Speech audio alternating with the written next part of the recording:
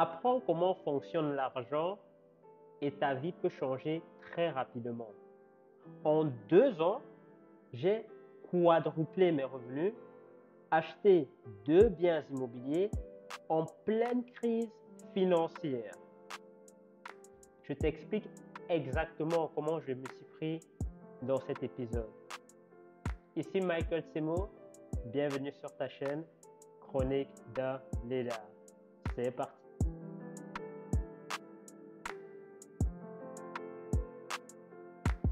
La majorité des personnes aujourd'hui sont pauvres, non pas parce qu'elles sont moins intelligentes que ceux qui ont beaucoup d'argent ou parce qu'elles n'ont pas hérité de beaucoup d'argent, mais tout simplement parce qu'elles n'ont pas accès à la bonne information. Elles ne savent pas ce que c'est que l'argent et comment est-ce que l'argent fonctionne. Je ne suis pas particulièrement intelligent, j'étais parmi les derniers de ma promotion à l'université et pourtant j'ai réussi en 2 ans à augmenter drastiquement le niveau de mes finances.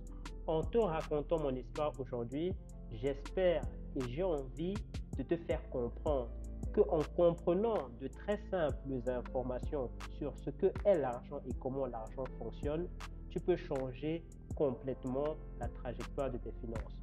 J'ai été diplômé en tant que médecin généraliste en septembre 2019, si je me rappelle bien. Avec je ne sais plus si c'était la mention passable ou si c'était la mention satisfaisante, mais je me rappelle même plus. Je me rappelle plus. C'était vraiment le bas du panier. Et donc, après plusieurs contrariétés et difficultés administratives, je réussis en mars 2020 à trouver mon premier travail en tant que salarié. C'était dans une maison médicale. Mars 2020, je signe mon contrat en tant que salarié. Bam, c'est la crise Covid. Tout ferme. Tout ferme. Les cinémas, les restaurants, les coiffeurs, tout ferme. Heureusement pour moi, en tout cas c'est ce que je pensais, je peux continuer à travailler parce que je suis dans le secteur médical. Avril 2020, j'ai retrouvé ma fiche de paie à ce moment-là. J'avais exactement un salaire de 2311,82 €. Je m'y raccrochais comme si ma vie en dépendait. Je vivais à ce moment-là avec ma compagne.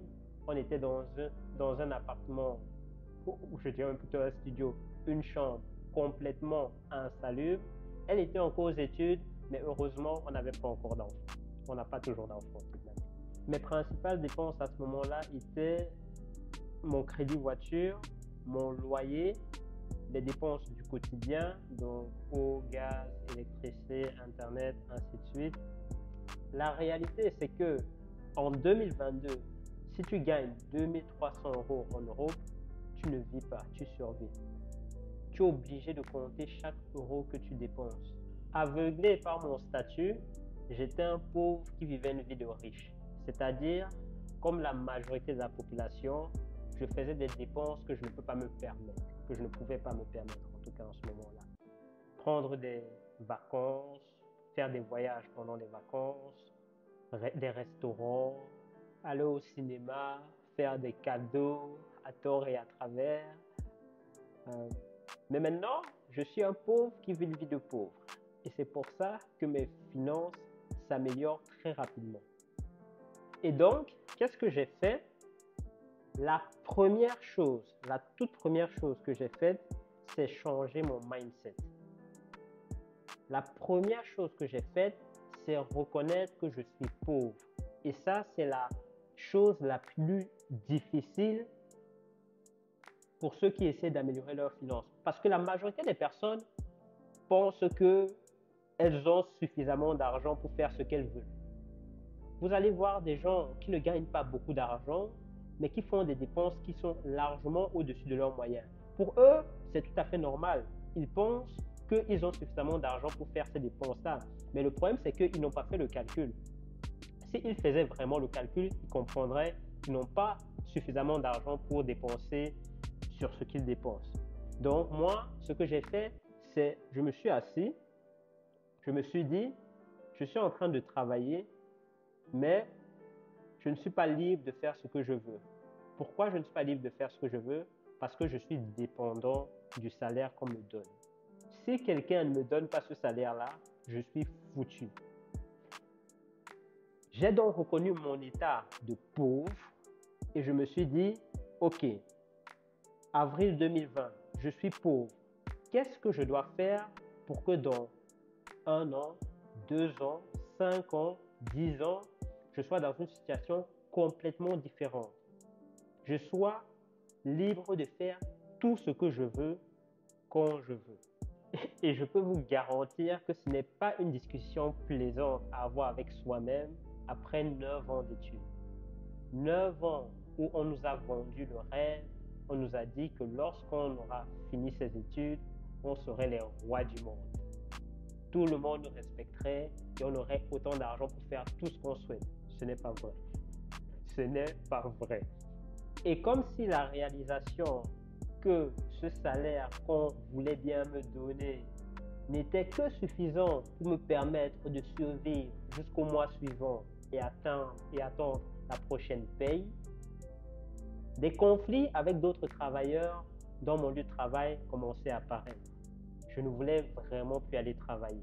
J'y allais avec des pieds de plomb, mais je n'avais pas le choix. J'avais désespérément besoin de ces 2311,82 € qu'on voulait bien me donner. À ce moment-là, 2 solutions s'offrent à moi. Soit je vais m'inscrire dans tous les syndicats imaginables et je vais manifester en suppliant le gouvernement de prendre pitié sur moi et d'essayer de rajouter quelques dizaines d'euros à ma paye, renoncer à mes principes et continuer à travailler dans un milieu de travail qui me rend misérable pour m'entendre dire dans quelques années, au mieux dans 10 ans par un autre médecin, que je suis en burn-out ou en dépression, ou revoir entièrement ma conception des finances et reprendre véritablement le contrôle de ma vie. C'est évidemment la deuxième solution que j'ai choisie. J'étais si bas mentalement et spirituellement que je n'avais de toute manière plus rien à perdre. Et je remercie peu importe qui de m'avoir fait suivre ce chemin-là. J'ai commencé à m'intéresser à la question comment faire pour améliorer mes finances. J'ai commencé à regarder des vidéos sur YouTube, des chaînes comme celle-ci. J'ai commencé à m'intéresser à des gens qui ont réussi à étudier leur vie, leur succès. Et tout doucement, j'ai commencé à comprendre ce que je devais faire pour me sortir de cette situation. En juillet 2020, je me suis entièrement investi à la cause. De toute manière, j'étais comme mort. Et si je continuais sur cette voie-là, ça n'allait pas bien finir pour moi. Mon bonheur en dépendait, ma vie en dépendait. Quitte à mourir, autant mourir pour une noble cause, à la recherche du bonheur. Mon but était simple, gagner suffisamment d'argent pour ne plus jamais avoir besoin de me soucier du prix de quoi que ce soit et quitter ce travail qui me rendait misérable. La première chose que j'ai faite, c'est augmenter mon temps de travail. 38 heures par semaine n'était pas suffisant. Ça ne payait pas assez. J'ai commencé à faire des heures supplémentaires, même si elles n'étaient pas bien rémunérées, c'était déjà ça de plus. Comprenez bien que dans un système de salariat, tout est organisé pour payer le moins possible le travailleur, quoi qu'on vous dise. J'ai fait une vidéo pourquoi je déconseille le salariat à tous ceux qui convoitent la prospérité financière. Le lien s'affiche en haut à gauche de l'écran. Vous pouvez jeter un coup d'œil. Je faisais des gardes systématiquement tous les week-ends. Je reprenais des gardes supplémentaires en semaine. Je ne prenais pas de congés pour ne pas diminuer ce que je gagnais, parce que lorsqu'on prend des congés, même si on est dans un système de salariat, on est payé moins quand on ne vient pas travailler, ce qui est tout à fait normal. J'ai même demandé d'être payé pour les jours de congé que j'avais le droit de prendre mais que je ne voulais pas prendre, et on a refusé de me les payer. Donc c'est d'où toute l'absurdité du système du salariat. Vous apportez plus de valeur, mais on ne veut pas vous récompenser à la hauteur de la valeur que vous apportez en plus. On veut vous payer à ne rien faire. Littéralement ça. En plus de mon travail principal à temps plein, j'ai pris des remplacements dans d'autres structures, j'ai pris un deuxième travail que je continue aujourd'hui, j'ai créé une première chaîne YouTube sur ma passion qui sont les animes et les mangas où je faisais des montages animés. Mais je me suis vite rendu compte que je ne pourrais pas monétiser cette chaîne-là parce que voilà, il y a les droits d'auteur et tout ça. Donc ce sont des mois et des mois, plus d'un an, j'ai travaillé sur cette chaîne-là de travail. Mais ce qui est bien, c'est que ça m'a permis d'améliorer mes compétences dans le montage des vidéos, l'animation, qui me servent aussi sur cette chaîne-ci. Ceux qui entendent ceci et se disent que c'est beaucoup trop de travail, il faut comprendre une chose. Lorsqu'on part de rien, qu'on part de zéro, le seul atout qu'on a dans son arsenal, c'est le temps. La seule chose que vous pouvez échanger pour gagner plus, c'est votre temps. Lorsque vous aurez plus de compétences ou lorsque vous aurez plus de capital, là, c'est une toute autre histoire. Vous pouvez utiliser ces compétences et ce capital pour gagner plus rapidement sans forcément devoir échanger votre temps contre de l'argent.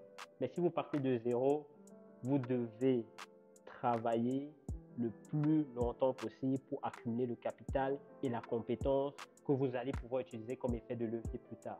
Confère la toute première vidéo de la chaîne. Je vais aussi mettre le lien ici en haut à gauche. Ce rythme de travail soutenu m'a permis donc d'accumuler un capital relativement important qui m'a permis de faire trois choses.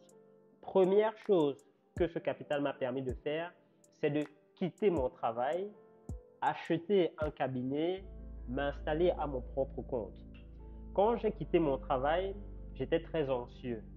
Je ne savais pas combien de temps ça allait me prendre pour pouvoir gagner suffisamment ma vie. Plusieurs personnes où je travaillais me disaient que c'était une erreur.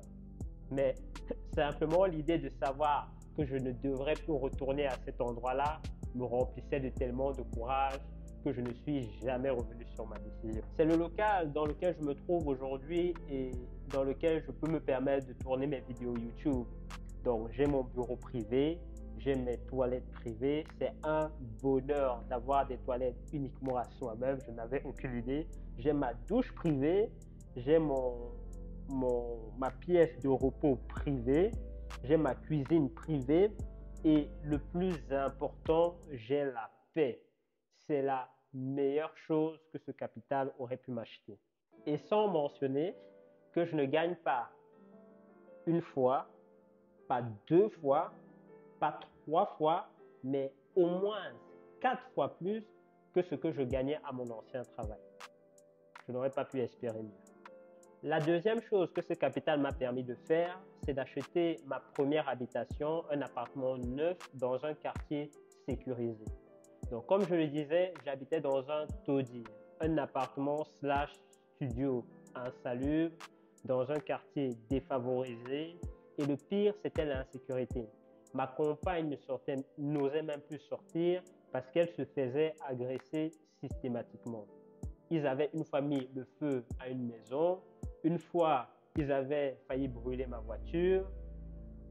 Le problème, c'est que lorsqu'on habite dans ce genre d'environnement, on ne fréquente que des gens qui ont une vue assez limitée sur la vie.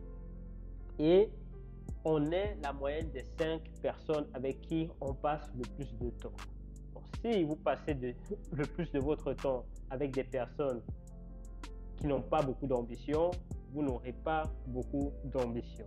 Dans notre nouvelle habitation, nous avons un voisinage complètement différent, des gens ambitieux et ça se reflète dans leurs finances et c'est vraiment agréable d'habiter dans cet endroit-là. Et surtout, la vue est magnifique. Pour moi, la vue, c'est quelque chose d'indispensable dans une habitation.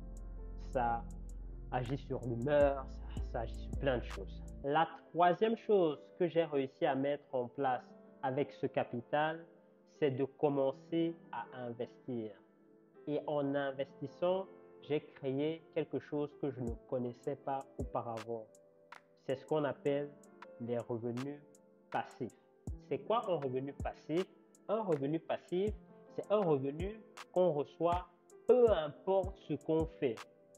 qu'on soit en train de travailler sur notre travail, qu'on soit malade, qu'on soit en vacances, on continue à gagner des revenus.